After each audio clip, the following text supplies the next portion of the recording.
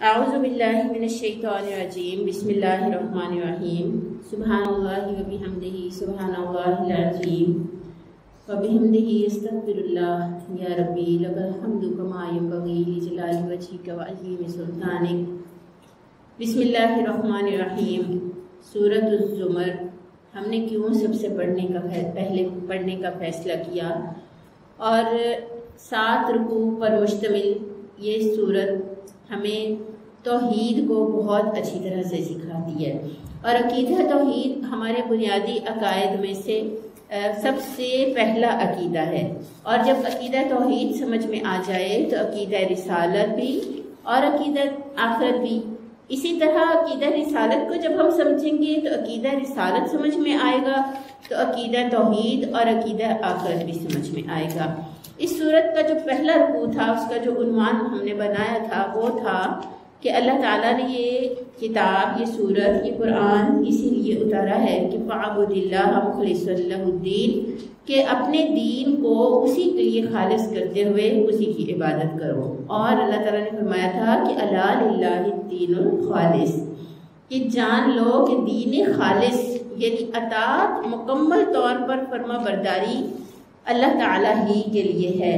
اور اس کے بعد خاص طور پر میں یہ آیت آج کے رکوع کو پڑھنے سے پہلے آپ کے سامنے پھر سے دہرانا چاہتی ہوں کہ جو لوگ غیر اللہ کی بندگیاں کرتے ہیں وہ کہتے ہیں کہ وہ اپنی اس بندگی کا جواز یہ بتاتے ہیں کہ والذین اتخذوا من دونہ اولیاء، جو اللہ کے علاوہ دوسروں کو اپنا ولی بناتے ہیں وہ کہتے ہیں ما نعبدہم الا لیقربونا الی اللہ زلفی، کہ ان دوسروں کی تو ہم بس اس لیے عبادت کرتے ہیں کہ یہ ہمیں اللہ کے قریب کر دیں گے۔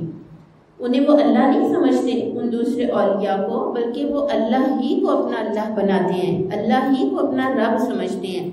مگر اللہ کے علاوہ غیر اللہ کی بندگیوں کی طرف وہ کیوں چلے جاتے ہیں؟ اس گمان کی وجہ سے کہ وہ یہ سمجھتے ہیں کہ یہ ہمیں اللہ تعالیٰ کے قریب کر دیں گی۔ تو آیا اللہ کے قریب ہونے کا طریقہ کیا ہے؟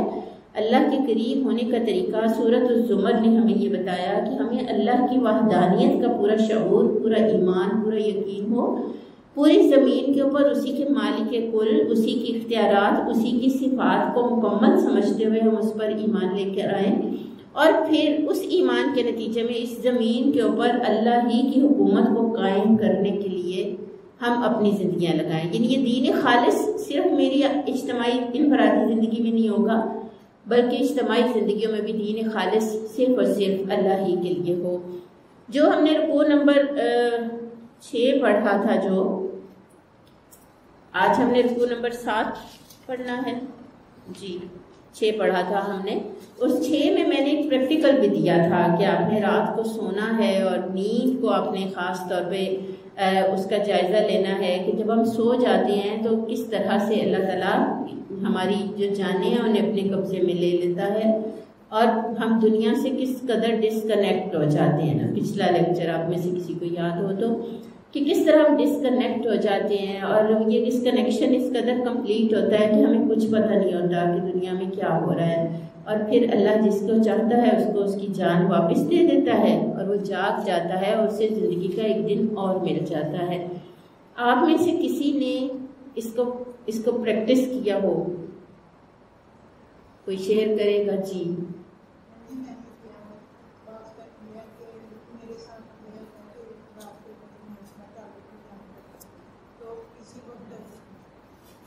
اونچی بولو۔ میں نے کہا کہ رات کو مجھے 2-3 مرتبہ ٹوائلٹ میں جانا پڑتا ہے، تو کسی وقت اگر نہ وہ جبھی آنکھ کھلے تو پھر وہ کنڈیشن جانے سے جیسے جب ایک دم سے اٹھتی ہوں تو ایک دم سے وہ آواز کو بحال کرنے کا اور یہ سارا پروسیجر سے گزر کر کے کام۔ اور میں نے تو یہ ایک دن پریکٹس کیا تو میں نے یہ سوچا کہ یہ میں دوبارہ اس دنیا سے کوئی کنیکشن بنانا ہی نہیں چاہ رہی تھی۔ میری تو اس کیفیت میں آنکھ کھلی کہ یا اللہ میں تو وہ ڈسکنیکشن ہی میں رہنا چاہتی ہوں۔ اس دنیا کے ساتھ کنیکشن تو بڑا مشکل ہے، ایک نیا دن چڑھتا ہے تو نئی پریشانیاں، نئی ذمہ داریاں، اور اس نئے دن کا نیا امتحان۔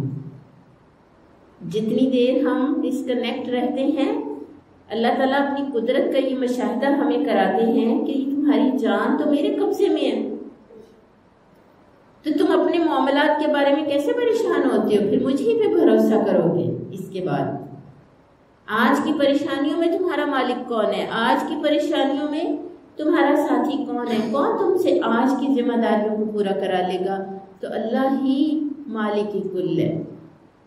پھر وہ توکل بنا کہ اللہ نے اگر یہ جان دوبارہ ڈالی ہے اس جسم میں تو اللہ ہے نا میرے ساتھ، وہی مجھ سے آج کے دن کی ذمہ داریاں ادا کرا لے گا، وہی مجھ سے آج کے دن کی کارکردگی بھی کرا لے گا۔ تو پھر اس جان پر، اس ذات مبارک پر ایک زبردست بھروسہ بھی قائم ہوا۔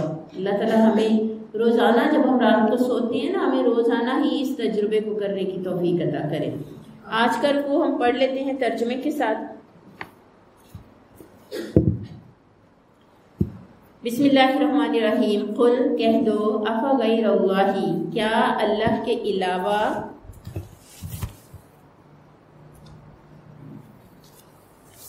کیا اللہ کے علاوہ تأمرونی، تم مجھے حکم دیتے ہو؟ کیا غیر اللہ کے بارے میں تم مجھے حکم دیتے ہو؟ اعبدو، کہ میں عبادت کروں، ایھا الجاہلون، اے جاہلوں، اے علم نہ رکھنے والوں، اے نادانوں، وَلَقَدْ أُوحِیَ، حالانکہ وحی کر دی گئی ہے آپ پر، اے نبی صلی اللہ علیہ وآلہ وسلم پر، وَإِلَى الَّذِينَ مِن قَبْلِكَ، اور آپ سے پہلے لوگوں پر بھی کیا وحی کی گئی ہے؟ لَإِنْ أَشْرَكْتَ، اگر تم نے شریک کیا، اگر تم نے میرے ساتھ شریک کیا۔ اب یہ میرے ساتھ کا لفظ خود ہی لگا لیں گے کیونکہ اللہ رب العزت بات کر رہے ہیں نا، کس کے ساتھ شریک کیا؟ اگر تم نے شرک کیا یا اگر تم نے میرے ساتھ کسی کو شریک کیا، لا يحبطن عملک، تو لازماً یہ ہوگا کہ تمہارے عمل ضائع ہو جائیں گے، وَلَتَكُونَنَّ مِنَ الْخَاسِرِينَ، اور تم خسارہ پانے والوں میں سے ہو جاؤ گے۔ لازماً یہ ہوگا کہ تم خسارہ پانے والوں میں سے ہو جاؤ گے۔ بل اللہ، بلکہ اللہ، فَاعْبُدْ، بندگی کرو، وَكُن مِّنَ الشَّاكِرِينَ، اللہ ہی کی بندگی کرو اور شکر کرنے والوں میں سے ہو جاؤ۔ وَمَا قَدَرُ اللَّهَ، اور نہیں قدر کی انہوں نے اللہ کی، حق قدرہ، جیسا کہ اس کی قدر کرنے کا حق ہے۔ وَالْأَرْضُ جَمِيعًا، اور زمین، یا اگر یہ واو حالیہ سمجھے آپ، حالانکہ انہوں نے اور نہیں قدر کی انہوں نے اللہ کی جیسا کہ اس کی قدر کرنی چاہیے تھی، حالانکہ زمین جمیعاً ساری کی ساری قبضتہ اسی کے قبضے میں ہے، ہوگی یوم القیامت، قیامت کے دن، والسماوات، اور آسمان، مطویات بیمینہ، اس کے دائیں ہاتھ میں لپٹے ہوئے ہوں گے۔ سبحانہ، وہ پاک ہے، وَتَعَالَى عَمَّا يُشْرِكُونَ، اور بلند و بالا ہے اس سے جو وہ شرک کرتے ہیں۔ وَنُفِخَ فِي الصُّورِ، اور پھونک مار دی جائے گی سور میں، فَصَعِقَ، اور گھبرا اٹھیں گے، مَن فِي السَّمَاوَاتِ، وہ سب جو آسمانوں میں ہیں، وَمَن فِي الْأَرْضِ، اور وہ سب جو زمین میں ہے، إِلَّا مَن شَاءَ اللَّهُ، سوائے اس کے جس کے لیے اللہ چاہے۔ ثم نفخ فیہ اخری، اور پھر ایک دوسری پھونک مار دی جائے گی، فاذا هم قیام ینظرون، تو وہ اسی وقت کھڑے ہو کر دیکھنے لگ جائیں گے۔ واشرقت الارض، اور چمک اٹھے گی زمین، بنور ربہا، اپنے رب کے نور سے، ووضع الکتاب، اور کتاب لا کر رکھ دی جائے گی، وجیء بنبیین، اور آ جائیں گے نبی، یا لے آیا جائے گا نبیوں کو، والشہداء، اور گواہوں کو، وقضی بینہم بالحق، اور ان کے درمیان حق کے ساتھ فیصلہ کر دیا جائے گا، وہم لا یظلمون، اور ان پر ظلم نہیں کیا جائے گا، ووفیت کل نفس ما عملت، اور پورا پورا دے دیا جائے گا ہر جان کو بدلہ اس کا جو اس نے عمل کیا ہوگا، وَهُوَ أَعْلَمُ، اور وہ یعنی اللہ تعالیٰ، أَعْلَمُ، خوب جانتا ہے، بِمَا يَفْعَلُونَ، اس چیز کو جو وہ کرتے ہیں۔ اور سورۃ الزمر ہم پڑھ رہے ہیں، اور سلسلہ کلام اب یہاں پر ہے کہ اللہ تعالیٰ کہہ رہے ہیں کہ آپ کہہ دیجئے اے نبی صلی اللہ علیہ وسلم کہ کیا اللہ کے علاوہ غیر اللہ کے بارے میں تم مجھے یہ حکم دیتے ہو کہ میں اس کی عبادت کروں، اور عبادت ہم نے پیچھے پڑھا ہے، عبادت غلامی، اطاعت، فرما برداری کو کہتے ہیں۔ میں کس کی غلامی کروں؟ اور جاہل کون ہے؟ اس آیت کے اندر 2-3 چیزیں سمجھنے والی ہیں نا۔ کون حکم دے رہا ہے؟ کس کو حکم دے رہا ہے؟ کیا حکم دے رہا ہے؟ کون حکم دے رہا ہے؟ جاہل۔ اور کیا حکم دے رہا ہے؟ کہ اللہ کے علاوہ غیر اللہ کی اطاعت کرو، غلامی کرو، بندگی کرو۔ اس میں وہ عبادات کی نوعیت کی بھی ساری چیزیں آ جاتی ہیں اور زندگی کا پورا نظام بھی آ جاتا ہے۔ غیر اللہ کون ہوں گے؟ آج کے زمانے کے غیر اللہ کون کون سے ہیں؟ اس وقت کون کون سے تھے جب یہ سورہ زمر نازل ہو رہی ہے، قرآن نازل ہو رہا ہے؟ اس وقت کون کون تھے غیر اللہ، اور آج کے زمانے کے غیر اللہ کون کون ہیں؟ جی ہاں، وہ بت اس وقت اس زمانے میں تو بت تھے، ٹھیک ہے، وہ بت بنا کے رکھے ہوئے تھے، خانہ کعبہ میں بھی تھے، صفا اور مروہ پر بھی نصب تھے، باہر بھی، گھروں کے اندر بھی بنا کے انہوں نے رکھے ہوتے تھے، اور ان کے دن رات کا جو نظام تھا وہ ان بتوں کے گرد گھومتا تھا، اور وہ بتوں کے بارے میں کیا سمجھتے تھے؟ لیقربون الی اللہ زلفیٰ، کہ یہ جو بت ہیں یہ ہمیں اللہ کے قریب کر دیں گے۔ آج کے زمانے کے بت کون سے؟ پھر خاص طور پر جب اللہ نے کہا کہ دین خالص اللہ کا ہے، تو آج کی اطاعتوں اور فرما برداریوں نے دین کی کہاں دین سے مراد کیا ہوگا؟ وہ جو ہمارے دین کے اندر جو فرقہ بنتی ہے، دین کی جو مختلف شکلیں ہمیں نظر آتی ہیں، اور ایک اب بالکل ایک جو ہے اس دنیا کا جو بہت بڑا ایک فتنہ ہے کہ دین علیحدہ ہے اور دنیا علیحدہ ہے،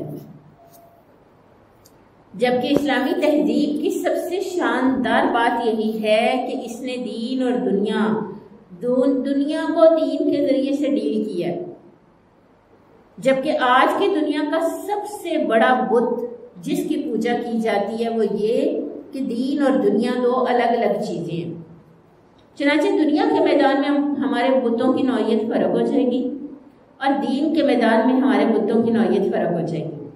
دین کے نظام میں ایسے بہت سارے بت ہیں، ایسی بہت ساری چیزیں ہیں جن کی بندگیاں کی جا رہی ہیں، ایسے نیک لوگ بھی جو مر کے اللہ کے پاس چلے گئے اور اب ان کی قبریں ہیں، اپنی قبروں میں وہ مر چکے ہیں، اور ان کے نظام میں ان کی جو کتاب حیات ہے وہ اللہ کے آگے پیش ہو چکی ہے، مگر وہ بعد والے ان کے درجے بڑھا کے ان کی پوجا کرتے ہیں۔ ایسے زندہ انسانوں کی بھی پوجا کی جاتی ہے جو اپنے آپ کو لوگوں کے درمیان جو ہے وہ ان دعووں کے ساتھ بٹھاتے ہیں کہ میں ہی ہوں وہ، کہ اگر تم میرے پیچھے چلو گے تو تم اللہ کے دین کو اور اللہ کی خوشنودی کو پا سکو گے، میرا پلہ پکڑو گے، میری چادر پکڑو گے تو تم اللہ تعالیٰ کو راضی کر سکو گے۔ اب یہ چیز جو ہے نا یہ بھی غیر اللہ کی بندگی کی طرف چلی جائے گی۔ دین کے میدان میں بہت بڑے یہ سارے فتنے ہیں، اگر آنکھیں کھول کر لیڈرز کو سلیکٹ نہ کیا جائے اور آنکھیں کھول کر فالوورز جو ہیں وہ اس کے پیچھے نہ چلیں، تو ایک لمحے میں یہ ہوگا کہ وہ اطاعت اور بندگی کا سارا نظام ہل جائے گا، اور انہیں پتہ بھی نہیں چلے گا کہ وہ اللہ کے سیدھے راستے سے، صراط مستقیم سے ہٹ کے وہ کسی اور راستے پر اتر گئے، ان کی پٹری اتر گئی ہے۔ اسی طرح دنیا کے حوالے سے بھی، دنیا کے بت کون کون سے ہیں جنہیں ہم نے بت بنایا ہوا ہے؟ مادہ پرستی، دنیا کی چیزیں، سامان دنیا، گیجٹریز جو آج کے زمانے کی بہت بڑی فینٹیسی ہے، برانڈز اور گھر بڑے بڑے اور مکان اور خواہشات میرے اور آپ کے لیے سب سے بڑی مشکل چیز ہے اس وقت۔ اور آپ کو پتہ ہے شیطان ایک لمحے میں ان بھی فطروں میں ڈال دیتا ہے کہ میں تو دین کا کام بھی نہیں کر سکتی، میرے پاس یہ سارا کچھ نہ ہو، اور دین کے کام کو ایک جواز بنا کے اس کی آڑ میں دراصل اپنی خواہشات ہی کو پورا کرنا، یہ بھی آج کے زمانے کی بہت بڑی ایک مشکل چیز ہے۔ تو وہ کیا کہہ رہے ہیں کہ پیارے نبی صلی اللہ علیہ وآلہ وسلم سے کیا کہہ رہے ہیں کہ آپ لوگوں سے کہہ دیجئے کہ ان غیر الہوں کی بندگی کے لیے تم مجھے کہتے ہو۔ اب جاہل کون ہوگا؟ اگلی چیز میں نے کہا تھا نا اس آیت میں لفظ جاہل سمجھنے والا، جہل کیا ہوتا ہے؟ دیکھیں عمر بن ہشام جو ابو جہل بن گیا، بعد میں جاہلوں کا باپ بن گیا، اس کو کیوں جہلوں کا باپ کہا گیا بتائیں؟ تو جہالت کیا ہوتی ہے؟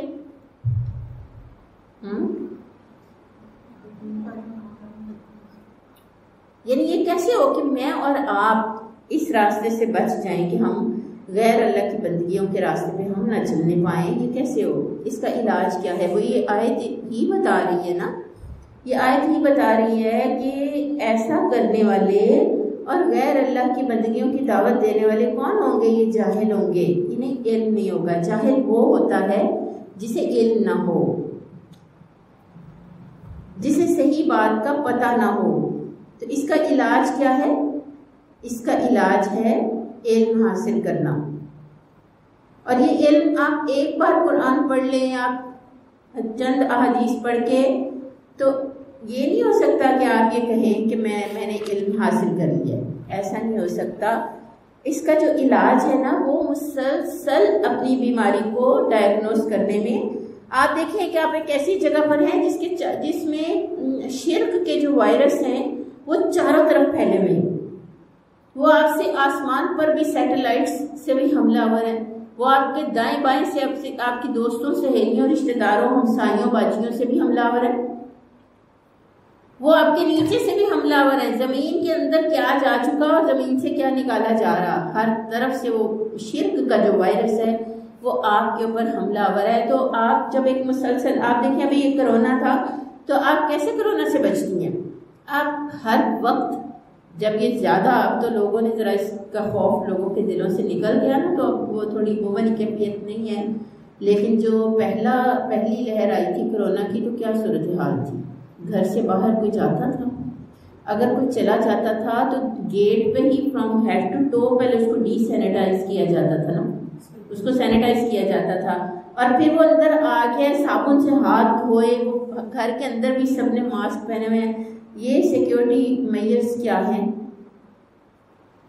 تو آپ شرک کے وائرس سے بچنے کے لیے آپ کو کس طرح کی سیکیورٹی میجرز لینے ہوں گے؟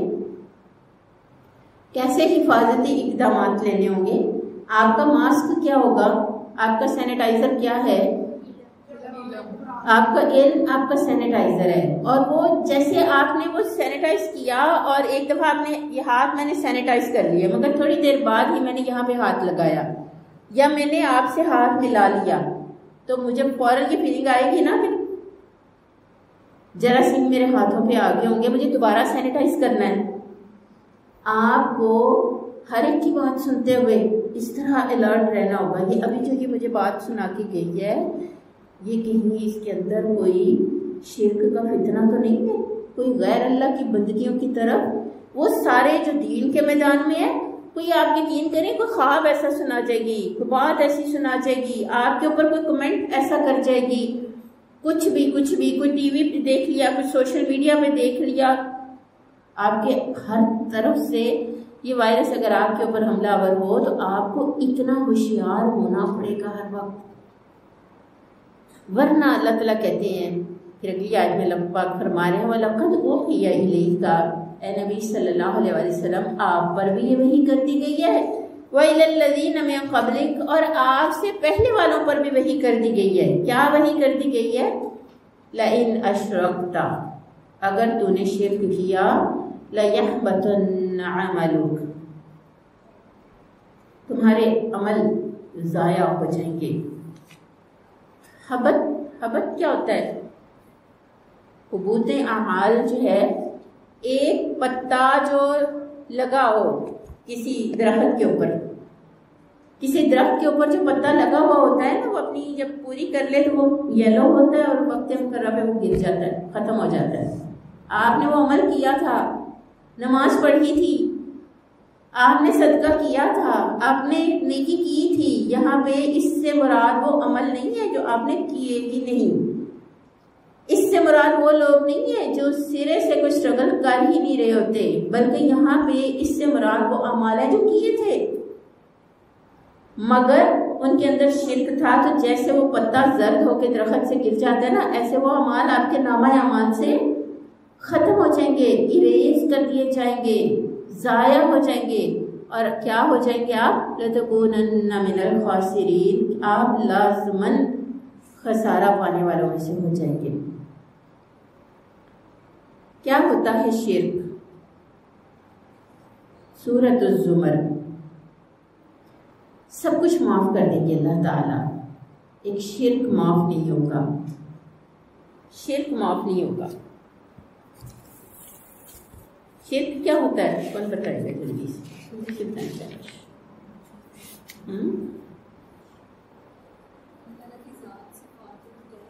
اللہ کی ذات، صفات، اختیارات میں کسی کو شریک کر دینا۔ اچھا ہم کہہ سکتے ہیں میں تو مشرک نہیں ہوں، اپنے بارے میں کہہ سکتے ہیں کبھی ہم؟ ایک تو یہ خیال ذہن سے نکال دیں، وہ پکے ٹکے جو مشرکین ہیں، ہاں وہ یہود و نصارہ ہیں، وہ ہندو ہیں، مگر مسلمان، میں تو اس وقت اپنے سامنے، میرے سامنے جو بہنیں بیٹھی ہیں ساری کی ساری الحمدللہ لا الہ الا اللہ کے دعوے کے ساتھ بیٹھی ہیں نا، ہم مسلمان ہیں۔ جو مسلمان بھی ہو اور ایک مسلمان مشرک ہو سکتا ہے؟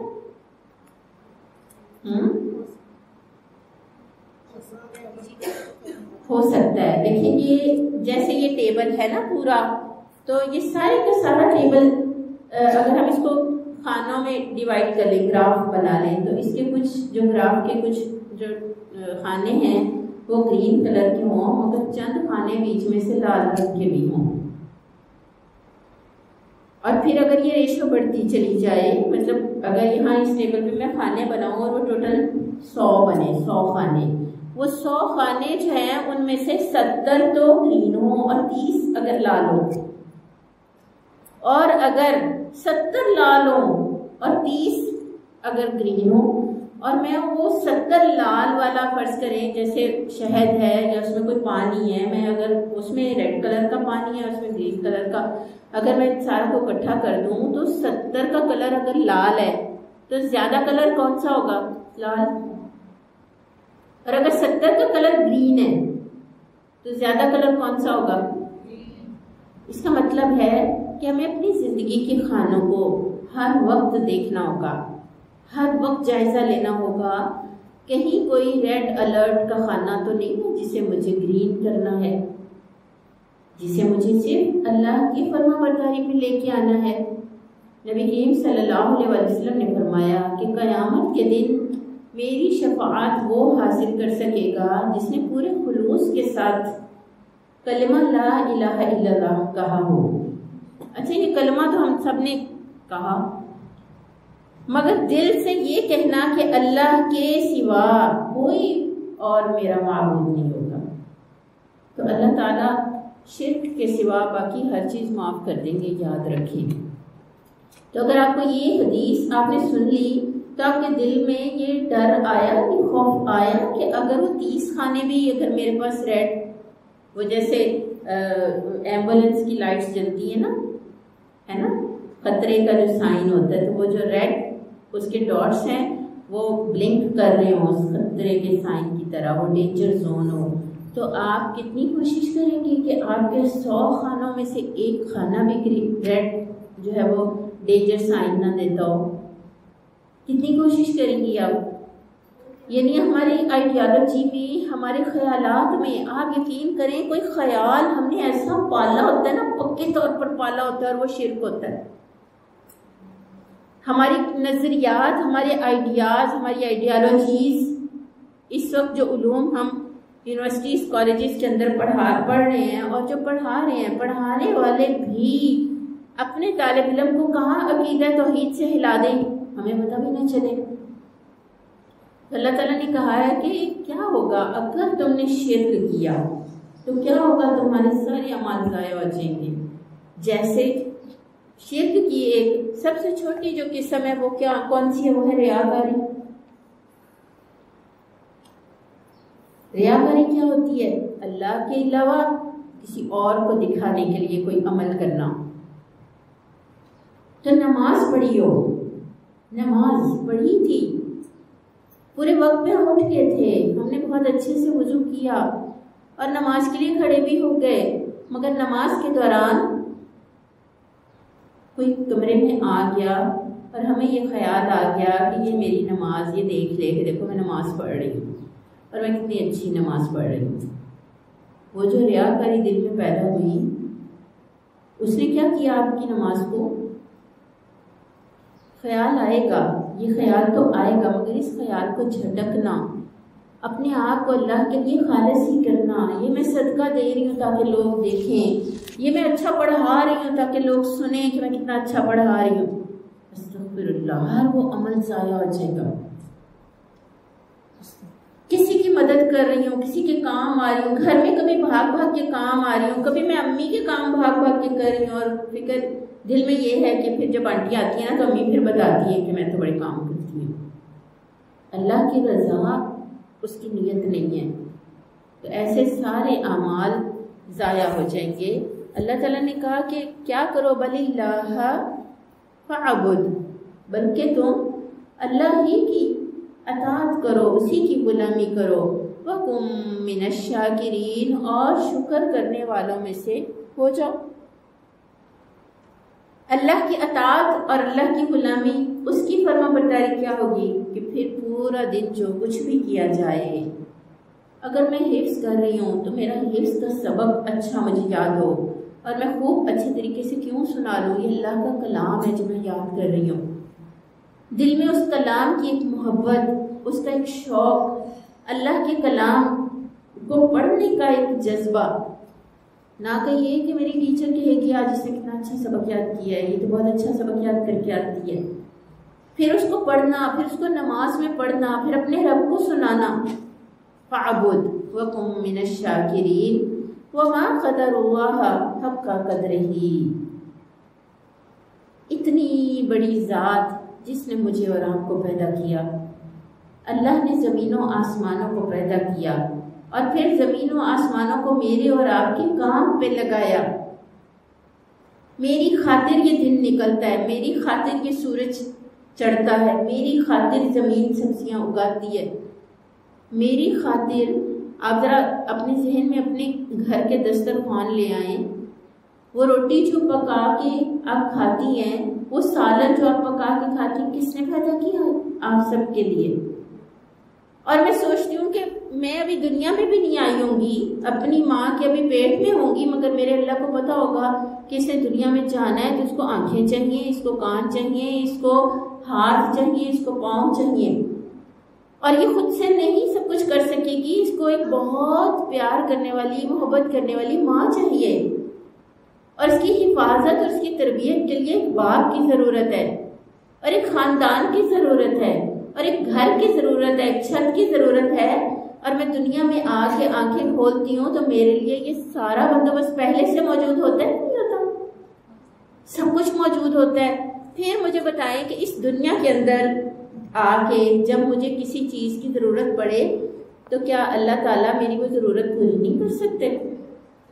اچھا، پھر اس نے میرے لیے یہ ساری ضرورتیں پوری کی، اس نے میرے کھانے پینے پہننے اوڑھنے کے لیے تو سارا بندوبست کیا، مگر مجھے صحیح راستہ کہاں سے معلوم کرنا تھا؟ اس دنیا میں مجھے زندگی اہل سنت والجماعت کے طریقے سے گزارنی ہے، مجھے شیعوں کے طریقے سے گزارنی ہے، مجھے دیوبند کے ذریعے سے طریقے سے گزارنی ہے، یہ عیسائی صحیح راستے پر ہیں، یہ یہودی صحیح راستے پر ہیں، یہ مجھے کون بتائے گا؟ تو اللہ تعالیٰ کیا یہ بندوبست نہیں کر سکتا تھا میرے اور آپ کے لیے؟ اللہ نے یہ بندوبست بھی پورا کیا اور رسول بھیجے اور اس قرآن عظیم کو نازل کیا اور اس قرآن عظیم کی حفاظت کا بندوبست بھی اس نے آج تک کیا۔ یہ کیسے ہو سکتا تھا اللہ تعالیٰ مجھے اور آپ کو بھٹکنے کے لیے چھوڑ دے؟ اللہ کی قدر کیا ہوگی؟ قدر کا جو لفظ ہے نا، وہ اردو میں ہم کس لیے استعمال کرتے ہیں؟ ہم کہتے ہیں اندازہ، اس کی جیسے میں کہتی ہوں بتاؤ اس کی کیا قدر و قیمت ہوگی، تو آپ اندازے لگائیں گی نا کہ آپ کہیں گی کہ میرے اندازہ یہ اتنے کا ہوگا، یہ اتنے کا ہوگا۔ اللہ کی قدر کیا ہے؟ تقدیر بھی اب بولتی ہیں، تو اللہ کے ہاں اللہ تعالیٰ کی صحیح اللہ کو جاننا، اس کی معرفت، اس کی پہچان، اور یہ اللہ کی پہچان اور اس کی معرفت کا سفر یہ ہمیشہ جاری رہتا ہے، یہ کبھی پورا نہیں ہو سکتا، اس لیے کہ وہ ذات اتنی عظیم ہے کہ اس کی کما حق کا وہ معرفت کوئی بھی نہیں کر سکتا۔ مگر اتنی معرفت تو مجھے اور آپ کو حاصل ہو سکتی ہے نا کہ جب میں ابھی پیدا بھی نہیں ہوئی تھی اس نے میرے لیے اتنا بندوبست کیا ہوا ہے، اب جب یہاں اس دنیا میں نے 40-50 سال گزارنے ہیں تو کیا وہ میرے لیے اب وہ سارا کچھ نہیں کرے گا؟ اور اگر اس نے یہ سارا کچھ مجھے دیا تو یہ کیسے ہو سکتا ہے کہ وہ میری ہدایت کا بندوبست نہ کرے، جس کے نتیجے میں آخرت کے امتحان میں بھی کامیاب ہو سکوں۔ تو اللہ تعالیٰ اپنی قدرت کا وہ پورا ایک نقشہ کھینچ رہے ہیں یہاں پر کہ والارض جمیعاً، اور جب میں اس نقشے پہ پہنچتی ہوں سورۃ الزمر کو پڑھتے ہوئے، جب میں اس کو سوچتی ہوں، ایک اتنی عظیم ذات کا تصور تک نہیں ہم کر سکتے، اور یہ اتنی بڑی سرگرمی ہے جس کو اللہ تعالیٰ نے اپنی شان کے ساتھ ان الفاظ میں بیان کیا ہے کہ والارض جمیعاً قبضتہ، کہ اس دن زمین جو ہے وہ اس کے قبضے میں ہوگی۔ ذرا تصور کریں اتنی بڑی زمین، تو اللہ تعالیٰ کی مٹھی کتنی بڑی ہوگی جب اللہ پاک پوری زمین کو یوں کر کے اپنے ہاتھ میں لے لیں۔ والسماوات مطویات بیمینہ، اور آسمان اس کے دائیں ہاتھ میں لپٹے ہوئے ہوں۔ جس طرح یہ کاغذ ہے نا، اس کو میں یوں کر کے لپیٹتی، ٹیشو پیپر ہے نا، آپ یوں کر کے اسے رول کرتی ہیں، اللہ تعالیٰ آسمان کو یوں کر کے رول کر کے ایک ہاتھ میں پکڑ لے جیسے۔ اتنی بڑی ذات، اتنی بڑی ذات، اور ہم اس اللہ کے علاوہ ہم کس کو غیر اللہ بنا لیتے؟ کون سے غیر اللہ ہیں جن سے ہم نے کون سی توقعات اور کون سی امیدیں ہیں جو وابستہ کی ہوئی ہیں؟ کتنے واقعات ہمیں ملتے ہیں، کتنے واقعات ملتے ہیں۔ صحابہ کرام کی زندگیوں کو دیکھیں کہ وہ اللہ کے آگے اپنی بات رکھتے تھے اور بس لوگوں نے کہا اچھا 100 دفعہ بولو، اچھا 10,000 دفعہ بولو، ارے اللہ آپ کی ایک بار بھی کہی ہوئی بات کو سن لیتا ہے۔ اللہ کی شان اور اس کی عظمت کو ہم جانتے ہی نہیں ہیں، اس لیے اللہ کی شان کو گھٹا دیتے ہیں کہ اللہ سن نہیں سکتا، اس کے ذریعے بات پہنچاؤں گی تو اللہ بات سنے گا، اس کے ذریعے اپلیکیشن جائے گا تو اللہ میری، جیسے اللہ تعالیٰ تو بہت محتاج ہے نا اپنے بندوں میں سے کچھ بندوں کے، کہ ان کے ذریعے سے ہی اپلیکیشنز آئیں گی تو اللہ تعالیٰ ان پہ سگنیچر کریں گے اپنے۔ وَتَعَالَىٰ عَمَّا يُشْرِكُونَ، اللہ بلند و بالا ہے اس سے جو وہ شرک کر رہے ہیں۔ پڑھا ہوگا کلمہ ہم نے پہلے بھی، لا الہ الا اللہ محمد رسول اللہ۔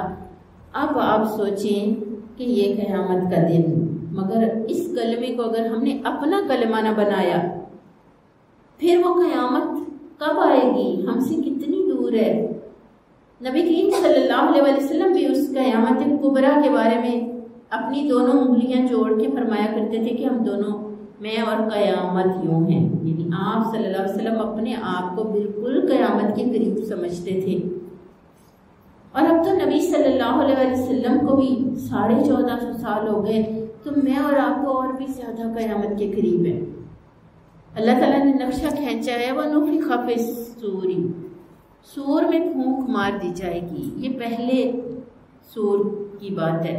سور اس بگل کو بھی کہتے ہیں، اس لاؤڈ اسپیکرز کو کہہ لیں، اس بہت بڑی چنگھاڑ کو کہہ لیں، بہت بڑی آواز ہوگی، ایسی آواز ہوگی کہ اللہ تعالیٰ نے فرمایا کہ فَصَعِقَ مَن فِي السَّمَاوَاتِ، گھبرا جائیں گے وہ سب کچھ جو آسمانوں میں ہے، وَمَن فِي الْأَرْضِ، اور جو کچھ زمین میں ہے، إِلَّا مَن شَاءَ اللَّهُ، اس کا مطلب ہے کچھ لوگ ایسے ہوں گے جو قیامت کی گھبراہٹ سے محفوظ رہیں گے۔ کبھی آپ غور کریں کوئی ایمرجنسی ہو جائے، گھر کے اندر کوئی ایمرجنسی ہو جائے. تو مجھے یاد آتا ہے ایک دفعہ میرا بیٹا بہت چھوٹا تھا تو اس کا ایکسیڈنٹ ہو گیا روڈ پہ. چھوٹا سا تھا تو وہ سیر کرنے نکلا اور وہ تو اب وہ جب وہ موٹر سائیکل آ رہی تھی اور وہ ہاتھ چھڑا کے بھاگا اور وہ سڑک پہ وہ یوں اس کی بہت زیادہ چوٹیں لگی نا. تو میرے میاں بالکل بھی نہیں گھبرائے نا، اس کو آرام سے اٹھا کے لائے اور میری طرف دیکھ کے کہتے ہیں مجھے لگتا ہے کہ یہ نہیں ہے. اور ہمارے گھر میں باقی لوگ اتنا زیادہ گھبرا گئے کہ سب نے زور زور سے رونا شروع کر دیا. اور میں یہ سوچوں کہ جب میں اور میرے میاں بالکل بھی نہیں گھبرائے تو ہم نے تسلی سے اس کو ڈیل کیا اور ہماری ڈیلنگ میں بہت بڑا فرق آ گیا.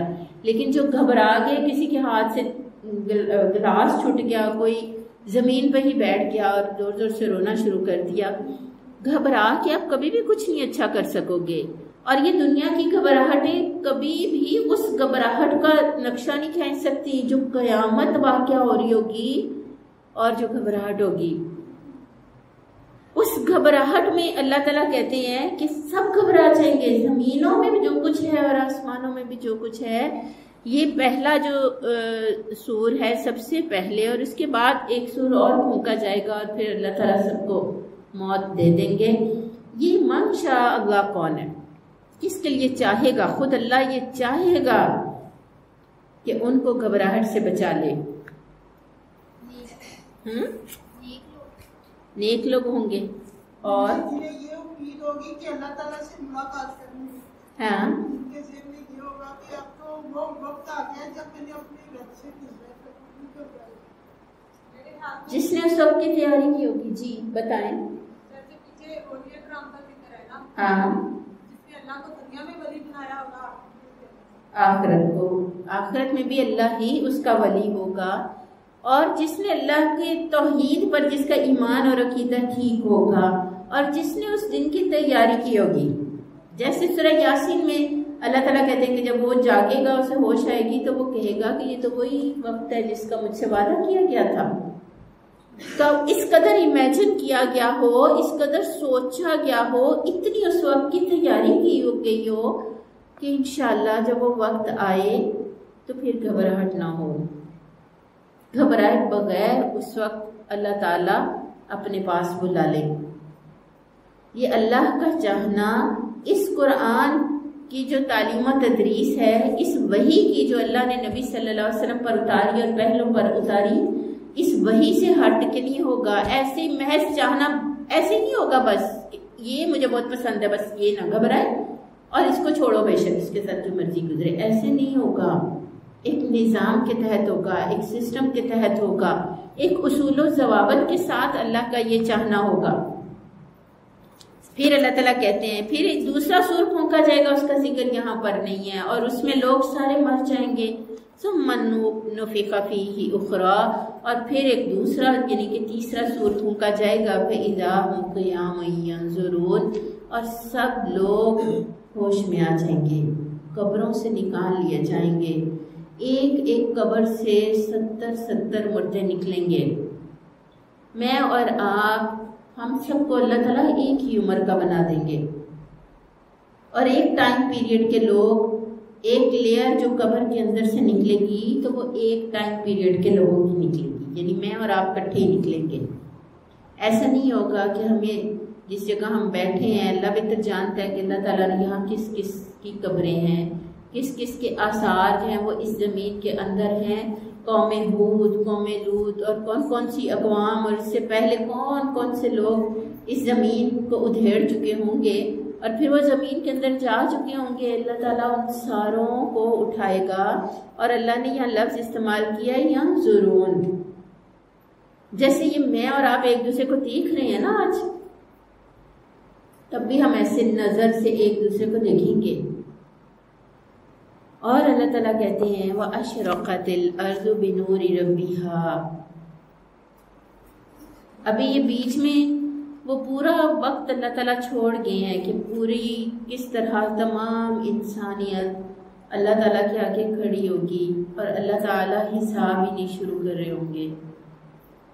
ایک لمبا وقت گزر جائے گا، لوگ کھڑے رہیں گے اور لوگ اپنے اپنے پسینے میں ڈوب جائیں گے، اور کسی کا پسینہ اس کے پاؤں کے ٹخنوں تک ہوگا، کسی کا گھٹنوں تک، اور کوئی جو ہے وہ گردن تک اس پسینے میں ڈوب جائے گا۔ پھر نبی صلی اللہ علیہ وسلم پیارے نبی اللہ تعالیٰ کے آگے سجدے میں جھکیں گے اور اللہ سے حساب کی درخواست کریں گے،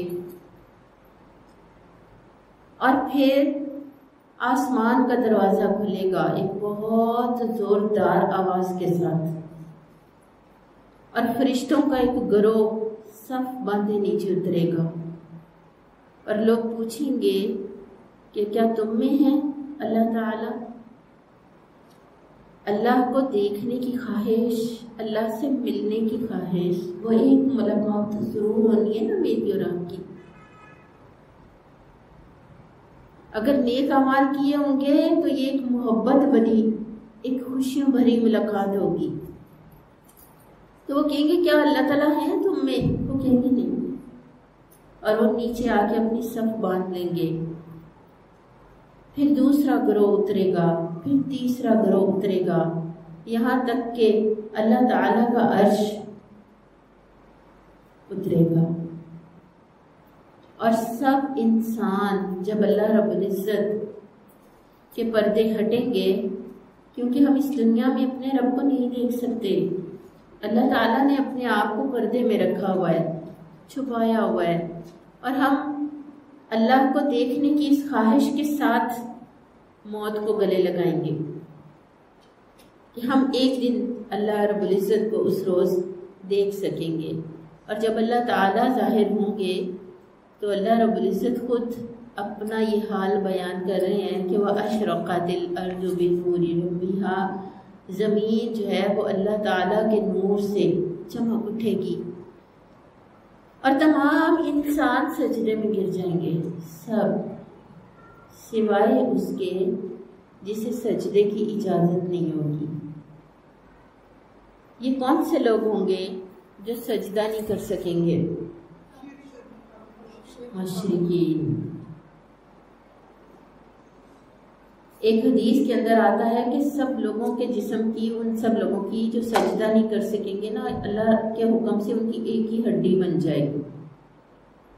یہاں ہمارے کتنے جوڑ ہیں جسم کے، ہم چاہتے ہیں تو اپنے سر کو جھکا لیتے ہیں، ہم چاہتے ہیں تو ہم گھٹنوں کے بل بیٹھتے ہیں، ہم رکوع میں جاتے ہیں اور اپنا سجدہ، اپنا سر اپنے رب کے سامنے رکھ لیتے ہیں، مگر وہاں سجدہ نہیں کر سکیں گے۔ یہاں ہم نماز سے لاپرواہیاں برتتے ہیں، نماز نہیں پڑھتے، گھر والے ہمیں کہتے رہتے ہیں، آوازیں دیتے رہتے ہیں، مسجدوں سے اذانیں بلند ہوتی ہیں، مگر ہمیں اپنے رب سے ملنے کا شوق ہی نہیں ہوتا۔ نماز تو ہم اس لیے پڑھ رہے ہوتے ہیں کہ بس پڑھنی ہے۔ اگر آپ پوچھ کے دیکھیں کہ آپ نماز کیوں پڑھتی ہیں، کسی بچے سے پوچھ کے دیکھیں تو وہ کہے گا میری امی نے مجھے کہا ہے نماز پڑھا کرو۔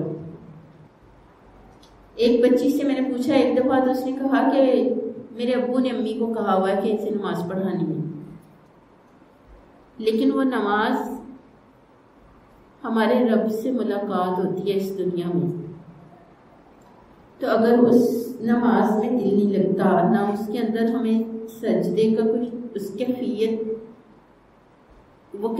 ہماری حاصل ہوتی ہے، ہمیں وَاسْجُدْ وَاقْتَرِب، سجدہ کرو اور اپنے رب کے قریب ہو جاؤ، تو سجدے میں ہمیں یہ لگتا ہی نہیں ہے کہ ہم اپنے اللہ کے پاس ہیں، بس چند سیکنڈ کے لیے سجدہ زمین پہ سر رکھتے ہیں اور ساتھ ہی اٹھا لیتے ہیں۔ تو وہ جب اللہ تعالیٰ سامنے آئیں گے اور زمین ہمارے رب کے اصلی نور سے، یہ سب بھی اللہ کا نور ہے، یہ جو سورج کی روشنی، یہ سب ستاروں کی روشنیاں، یہ سارا کچھ بھی ہمارے اللہ کی روشنی ہے، مگر جب اللہ تعالیٰ اپنے سارے پردے ہٹا دیں گے اور قیامت کے دن جب اللہ تعالیٰ ظاہر ہوں گے تو میں اور آپ تصور بھی نہیں کر سکتے کہ وہ کیسا لمحہ ہوگا۔ وَوُضِعَ الْكِتَابُ، اور کتاب لا کر رکھ دی جائے گی۔ یہ کون سی کتاب ہے؟ جو لا کے رکھ دی جائے گی۔ یہ قرآن بھی ہے اور یہ وہ ساری کتابیں بھی ہیں جو میں اور آپ جنہیں خود لکھ رہے ہیں، اپنے ہاتھوں سے لکھ رہے ہیں۔ میری اور آپ کی نامہ اعمال کی کتاب وہ سب بھی لا کے رکھ دی جائیں گی۔ وَجِيءَ بِالنَّبِيِّينَ، اور نبیوں کو بھی لے آیا جائے گا۔ وَالشُّهَدَاءِ، اور وہ سارے گواہ جو ہمارے اعمال کے گواہ ہیں وہ بھی سب آ جائیں گے۔ وَقُضِيَ بَيْنَهُمْ بِالْحَقِّ، پھر ان کے درمیان حق کے ساتھ فیصلہ کر دیا جائے گا۔ وَهُمْ لَا يُظْلَمُونَ، اور ان پر ظلم نہیں کیا جائے گا۔